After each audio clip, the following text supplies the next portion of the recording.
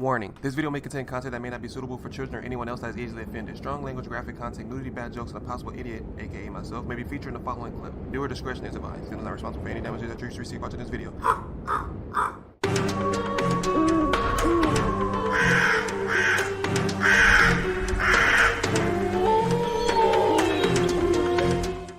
Hey, what's up, y'all? It's Zims, and welcome to 10 Things You Did Not Know. The use of this video is by Top Trending, so if you haven't already, be sure you swoop down to the description box, click on the link, and go watch the video so the entirety while me pausing, stopping, talking through the whole thing. Yo, thank you guys so much for reaching 1,500. I cannot thank you guys enough, man. I really appreciate it. I feel like I want to find out some stuff that's probably either going to ruin my childhood or make me feel really stupid, or just kind of like make me believe like, oh, you know what? I was using it right the whole entire time. Also, let me know out of the 10 things that they're going to mention, how many of them did you know and did not know about? But for now, let's get it. Wine bottle dimple. You've probably noticed that all wine bottles have an indentation at their base. For But pouring. what exactly is this dimple used for? Referred to as a punt, the dimple has a number of uses. For one, the punt makes it easier to hold the wine bottle. If you grab your wine bottle from the bottom, it's no surprise that the punt is present, acting as a spot to place your thumb while the rest of your fingers grab the base of the bottle. In addition, it helps the wine bottle to stand up. Glassblowers used to create punts to push the seam of a bottle up, allowing the bottle to stand upright while preventing glass at the bottom of the bottle from sticking out and cutting people. The punt also catches sediment and causes the bottle to chill quicker. Though they were once optional, it's hard to imagine a bottle of wine without this punt. Also, I think my friends told me that's how they used to pour it. So when they go over to pour the drink, they put the thumb right there for some reason. I found that out not even 2-3 weeks ago, I believe. So that's crazy that like the coincidence of me finding out that's the same thing. But for those of you that don't drink, you probably don't care. But that's something that I did not know about. I just thought it was a design. But yes, it's for the thumb to make it easier and all that other stuff that they were just talking about. I don't know what it was used for, but I used it for chewing. I used to chew on pen caps all through high school, bro. I'm surprised my teeth is not really messed up, but I chewed on pen cap, paper clips, man, whatever it was, bro. If I was bored, I was chewing on it. Many people have wondered why there's a hole in the top of all pens. One common speculation was that it made the ink dry faster, so that the pen manufacturer could make more money. Another theory claimed that the hole in the cap helped equalize pressure when one opened and closed it. But the real answer is remarkable. They have a hole to prevent suffocation in case someone swallows their pen. It turns out many people love to chew on their pens, and it's not uncommon to swallow them.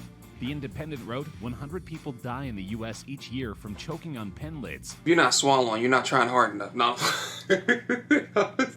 Alright, I'm sorry, that was bad. This number used to be much higher, and the reason the number didn't increase is that the pen company Bic put a large hole in the top of the lid. This means that even if the lid is accidentally swallowed, there's a bigger chance people can still breathe. Other pen companies saw that this was a good idea, so they added a hole to their lids too. Blue and white eraser. Though few people are writing with a pencil and eraser these days, many people still remember erasers with both a pink and a blue side. But Yo, speaking of erasers, how many people down in the comment section can let me know when you ever use one of those erasers and it doesn't erase, it just either smudge or rip your paper, bruh? Let me know down in the comments. It's to make me so angry. Them hard ass erasers. Like, what are you supposed to erase with this? My memory? Them erasers was thick as shit for no reason, bro. You tried to erase something, bro, you might as well just get a whole new sheet of paper because your paper is about to rip. what was the point in bifurcating the eraser? Apparently, the blue end is meant for erasing pencil marks on heavy grades of paper, or dark marks. The soft pink end is useful for light grades of paper, in which the hard gridded side would tear apart, and also for precision erasing, such as removing a light stray mark from among dark marks. On grainy art paper, pencil marks are a pain to remove. The blue end of the eraser is tough, and it doesn't wither away when used on more coarse forms of paper. I've never seen these erasers. It's not meant to erase ink, as many people falsely believe. I know the plain 6 one, or the plain pink one. Pom-poms I don't know are the a blue. normal fixture of the average winter hat, but exactly what purpose do they serve? To keep you The warm. pom-pom hat's origins can be traced back to Scandinavia from the age of the Vikings. The Viking god Freyr is depicted wearing a hat or helmet with a pom-pom on it in a statuette that was discovered in 1904 on the farm Rallinge in Södermanland, Sweden. Apparently, it works like a cat's whiskers. The pom-pom would let sailors gauge the height of a cabin so they wouldn't hit their head, or it would warn them of something overhead.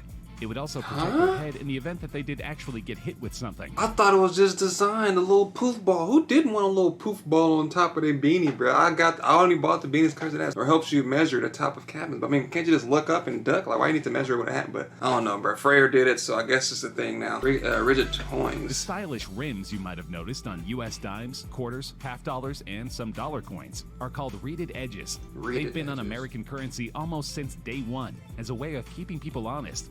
They date back to the time when US currency was actually made of silver and had an intrinsic value. Reeded edges served a twofold security purpose for silver coins.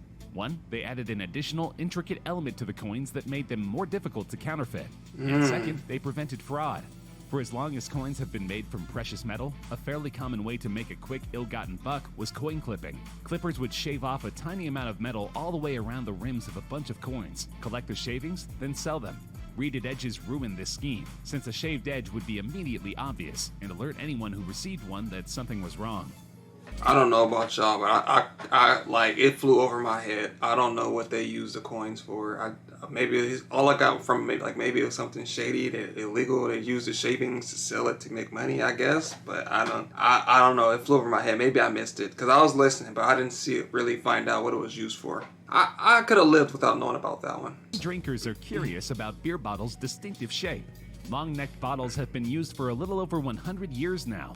This design allows packers to easily seal off the top with a small bottle cap, reducing the size of the seal and thus saving money. A smaller seal on a beverage container also is stronger than one spread across a larger area. Some beer bottle necks will be more bulbous than others. Wide necks used to collect particles that could be in the beer when poured. Long-necked bottles that are round also allow for a fairly efficient means of packaging, while also decreasing the probability of breakage and transport. All of these general characteristics, from manufacturing to packaging, shape why glass bottles look like they do today. I mean, backpack tabs. All right, let's see this one. The leather patch is a popular trend with today's backpacks. Yeah. It's called a lash tab, or pig snout. Originally, it was designed for outdoor packs to pass string through it and fasten equipment. Over time, rubber and plastic replaced leather as weatherproof alternatives. It's also used on personal flotation devices to attach knives, whistles, or other gear. What? Today, lash tabs are added to backpacks for a vintage look. Yeah, that's what I was using them for. I used to draw on them. I don't know about you guys. I just put like little eyeballs on them. Like he said, this is called a pig snout. Let's draw like a little stuff. And then the ears, and then the pig nostril would be the thing on the backpack. I'm getting old. I got kind of excited for that one. Padlock holes. This may have escaped your notice, but most padlocks actually have either one or two tiny holes in the bottom. So one could easily wonder, what's their actual purpose? Firstly, it lets water drain out if you're using it outdoors, preventing it from rusting or freezing up in the rain or snow. Secondly, the hole can also be used to oil the lock to keep it functioning properly. If your lock is locked and you cannot open it, you can pour engine oil or any lubricating oil into the holes, which will help you turn the key without difficulty. I didn't even know the holes were at the bottom of the locks. That just shows you how little I pay attention to things, because I'm damn near 27 and I have never seen a hole at the bottom of a lock. So yeah, be on the lookout for that. I didn't know that. So a lot of the times, rusty locks that we've thrown away, we didn't really have to throw away. We just have to lube them up with like WD-40 or something in order to get them working again. I didn't even know there was codes on the back of toothpaste. I don't read the ingredients. I just brush. That toothpaste tubes come with a tiny symbol on the sealed end of the tube? These symbols generally come in green, blue, red, or black. According to several websites and social media posts, the claim is that the little squares you see in the bottom of a tube of toothpaste are some sort of toothpaste color code, revealing the nature of the materials within. The post claims that a green mark means the toothpaste is all natural, a blue mark means it contains a mix of natural ingredients and medicine, a red mark means it contains natural ingredients and chemical ingredients, and a black mark means it contains all chemical ingredients. I need the green. The whole thing is a myth. The squares are actually just part of the manufacturing process and are called eye marks. The hidden information in these colored squares is read by light beam sensors and literally just tells the high-speed machinery where the packaging needs to be cut and folded. Whack.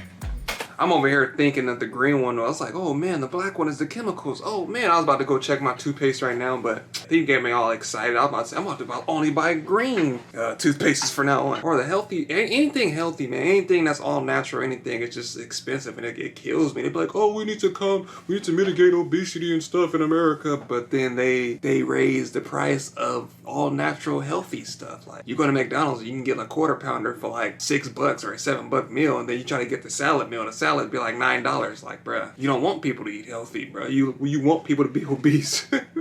Extra piece of fabric. Ever wondered why there is a small sample cloth included when you buy a new piece of clothing? It's pretty common with shirts and trousers. It's not to repair clothes, as many people believe. Instead, they are given so that you can know the nature of the textile material used, so that you don't wash it in a way that potentially ruins your clothing.